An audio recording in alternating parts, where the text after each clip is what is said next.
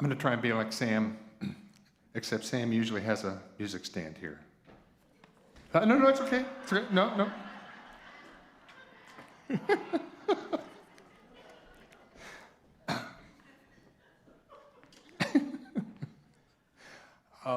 Thanks, Jeff. I love Advent. I love all the imagery of Advent. And Sam, last week on the last Sunday of Advent, he led you through the first part of Matthew chapter 2, which usually isn't read during Advent. Usually it's reserved for Epiphany. But this year, it was the last Sunday of Advent, and that's fine because the following scripture is already in the lectionary for this Sunday. And it is a scripture that I don't often see in some of the Christmas pageants that we will have. The slaughtering of innocent children. What Sam left you with is a beautiful, beautiful passage. The imagery is beautiful. It reminds me of Silent Night. You have a clear sky, a vast indigo night. And you have at least 3 men who were answering an inward call that they saw shining out beyond them. And they followed it across mountains and deserts. And they searched, and it finally led them to a manger. The promise that they had heard was the King of the Jews. And they find a manger, a child in a manger. As I've gotten older and learned the things that I've learned and seen the things that I've seen, I am as moved now by these nativity stories as by anything else that we hear about in the Gospels. I love them. As I've gotten older, I don't so much think about what Jesus has done for me as what Jesus inspires me to do for his life in the world. Does that make sense to you? That, to me, is what the story of a child is about. Children especially, and the more helpless they are, the more powerful they are. If you've been to a baptism where you baptize a child, you lift up you hold that child, and everybody is just rapt. The child doesn't even know what's going on, but has all of your attention. And believe me, if I dropped the child, it would definitely have your attention. That's the power. It seems to me that the power of a child is the power of God. And it certainly evokes in me, things that might not have been invoked otherwise. And I think some of you all know about this. I'm sure many of you who have had children, when you first held him or her in your arms, you felt a surge of aspiration. A dear friend of mine says when his son was born, he says, "I have never fallen in love so far, so fast as when I first held my child." A child invokes us to be better people. It asks us often to do things that we would not ordinarily do. And never mind the fact that sometimes our children invoke a desire to strangle them, particularly when in junior high and high school, or if you've ever had several sleepless nights with a colicky baby, you know what I'm talking about. But the power of a child, the power of the love that's invoked in you is the thing that keeps you from strangling them. So that's a good thing. Anyway, I think that you and I are saved. Well, let me put it this way. Many of you may believe that you've been saved by Jesus' crucifixion. And if you do believe that, that's wonderful. If it brings up in you the assurance of God's faithfulness, that's good. Has it altered your life? Has your knowledge of Jesus' resurrection altered your life? If it has, marvelous. If it has, for me now, what alters my life is the vision of a child who needs me. And I think that Jesus needs me. Now look, I'm not saying that death and resurrection and everything else in Jesus' life that we have in the gospel isn't vitally important. It is. And when I look upon the Christ child, all those other things that are a part of Jesus' life are present too. But it's his helplessness. He's impoverished. I don't know what the Magi thought that they were expecting when they came upon Jesus, but I imagine that it probably wasn't what they found. A baby, a helpless baby, nursing at the breast of a girl who is much too young or lying in an extremely unsanitary manger. This is not a vision of kings, of power and wealth. This is a vision of impoverishment and weakness. And so it invokes in me a great deal, and I'm sure in some of you too.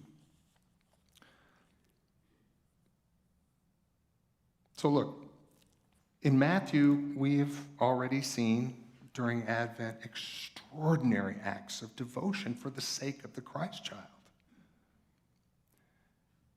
Just look at what Joseph does. Now, in Matthew, the angel comes not to Mary, but to Joseph. And the angel comes to Joseph and says, now look, this girl to whom you are betrothed, but are not living with and have not slept with, she is with child. But you need to marry her. You need to take her into your home and love her and love the child that she gives birth to. Now, it is difficult in this world that it is difficult to translate the world that they lived in to the world that we live in now. By taking on Mary and this child, Joseph was basically accepting shame that is going to be rained down upon him for the rest of his life. Because people know that she's pregnant, but she's still living in her father's house because they're betrothed. That's how it worked. So either people are going to look at Joseph and they're going to think either he's a rapist or that Mary is slinking around, right? And in any case, the women always get blamed in these things, right? If a woman is pregnant out of wedlock, it's her fault. And that's certainly the way that they looked at it back then. So both of them are going to live under this pall of shame, and yet Joseph takes it up. It is an extraordinary act of devotion. What the Magi do is an extraordinary act of devotion. They are doing something that they would not ordinarily do because of the promise of a child. So that is what Advent is about. That's where Matthew leaves us at the end of Advent. And then what happens? The angel comes again to Joseph and says, you need to get Mary, saddle up the donkey, and get on up out of here. Because Herod is sending his goons to kill every child that has been born since the Magi saw this prophecy. You need to get and move. And they do. Another great act of devotion, going down to Egypt. Egypt is the historic enemy of Israel. It is not a place that is hospitable to outsiders, especially Jews. So, another extraordinary act of devotion, but what happens? Children are slaughtered because Herod wants to rule out even the possibility that a king has been born. Now, this is not a terribly, after what seems like a rather auspicious beginning for the Christ child, turns out to be not so much. And it raises a number of questions. One of which is, couldn't God have prevented this? I know that's a question that came to mind for me. But that's not what really stands out. What stands out is, I've got to get the wording just right. What stands out here is not that these children were martyred so that Jesus could escape, because that's clearly not the case. And what stands out is something that I am not particularly comforted by, which is Matthew's claim that all of this took place to fulfill a prophecy. That's no comfort to me when children, innocent children, are slaughtered, and not just children, but mothers and fathers and grandparents and anybody else who tried to protect the children when suddenly Roman soldiers burst into their house wielding swords. It was a bloodbath.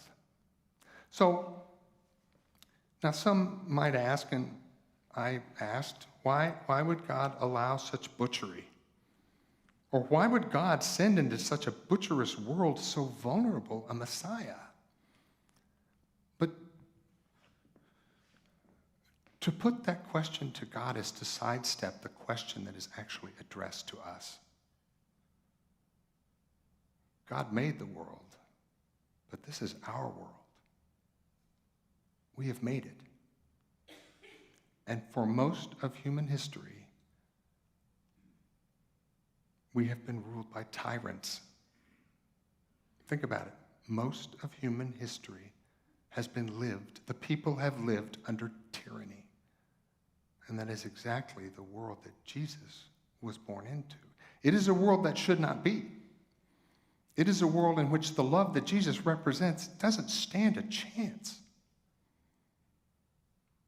So, a question is addressed to me and to us.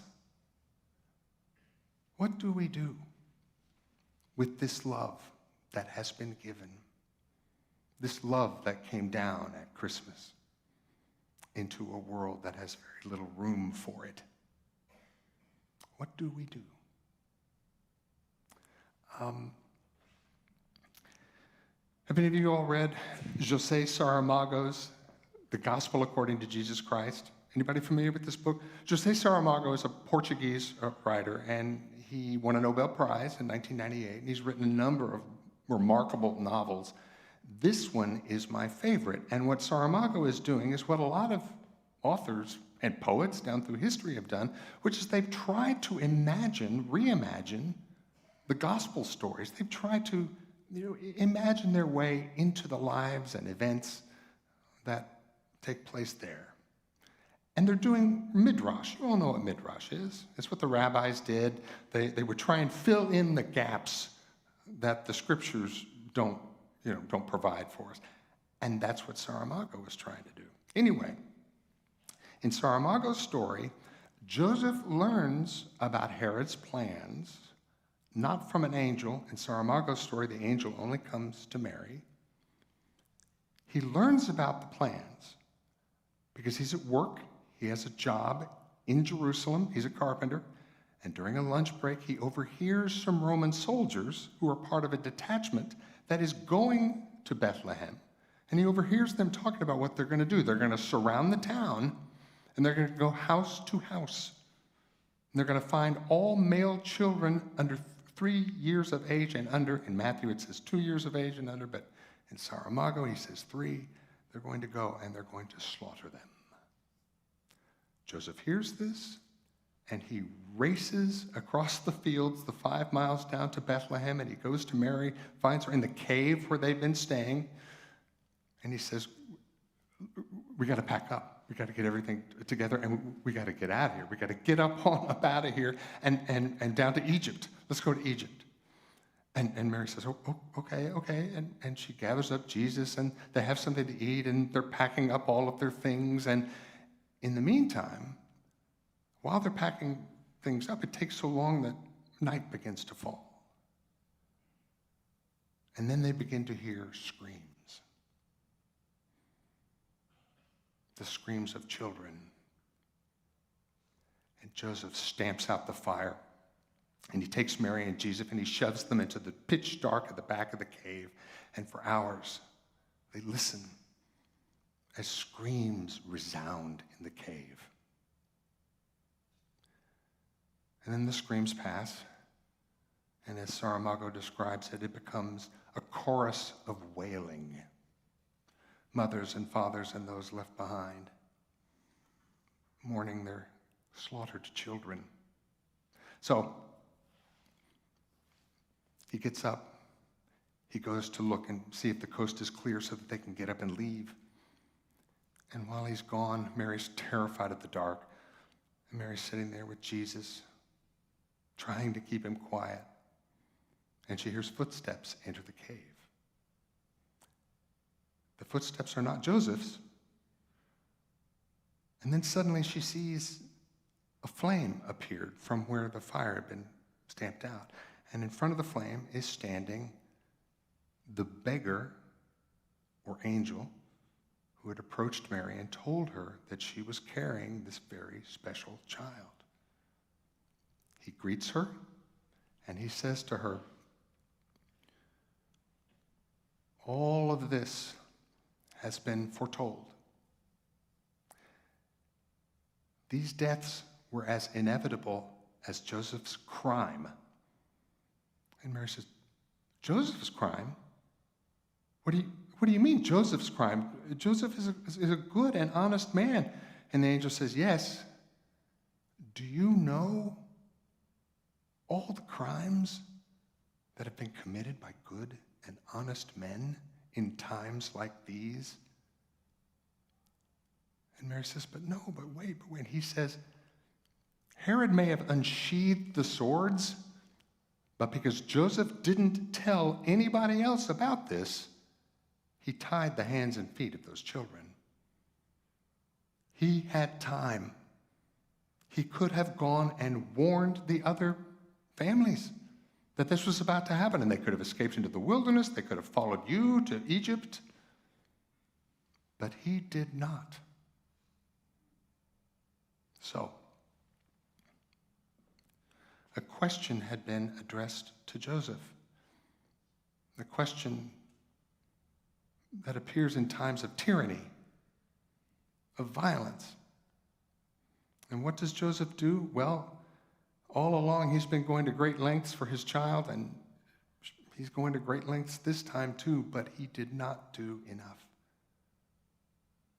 And Joseph lives with this, and by the way, this is Saramago's way of accounting for why Joseph disappears later on in the Gospels, basically after the nativity stories. He disappears because Joseph finally comes to realize in Saramago's story that he has done this thing, that he is responsible, or at least could have prevented all these deaths, and he can't live with himself.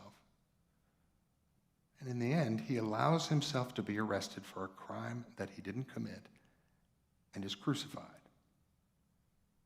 So that's the end of Joseph. So, what stands out to me, again, is that all of this takes place in a time of tyranny.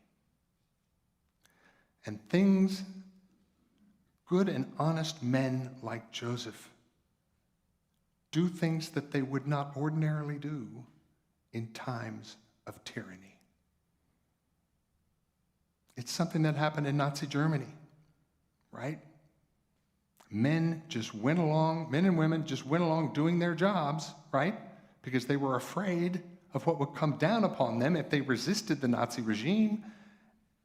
And they committed crimes against humanity. That's what Joseph does. But that's what tyranny produces. Tyranny snuffs out love. Ordinary, loving people, in times of tyranny, their love devolves into possessiveness. People are afraid. They draw inward. They look out for their own. That's what happens. So Jesus was born into this time, into a world that should not be. God was addressing the question that the world addressed to him. Jesus was his protest against what the world has become. I said earlier that for most of human history, tyranny has reigned over most people. So it is today, and given what we've all seen in the first quarter of the 21st century, it seems as if we're doubling down.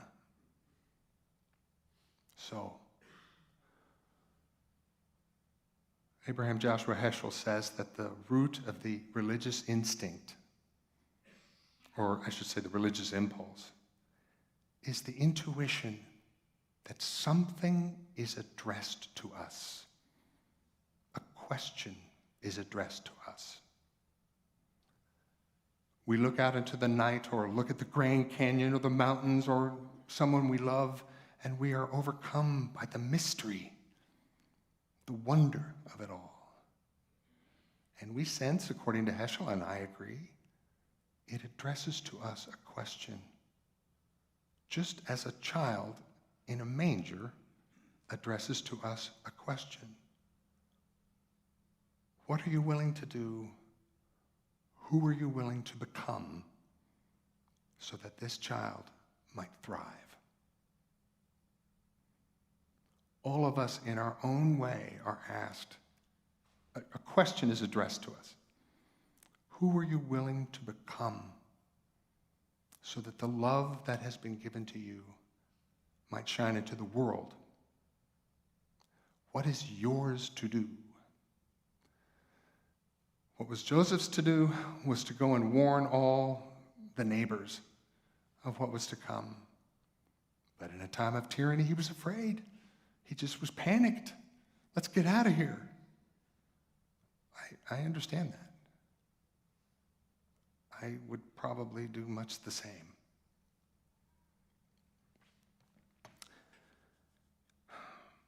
In a time of tyranny, freedom becomes freedom from obligation. It does not become freedom to live out of the gifts that you have been given, giving of the gifts that you have been given. So the question that comes to me through all of this is, there's a question addressed by Advent, by much of what happens to Jesus in his life. A question is addressed to us. What will you do so that my life may thrive in the world and remove from it tyranny, hatred, poverty, suffering of all kinds, unnecessary suffering of all kinds? What will you do? What will you give? That is the question that is posed.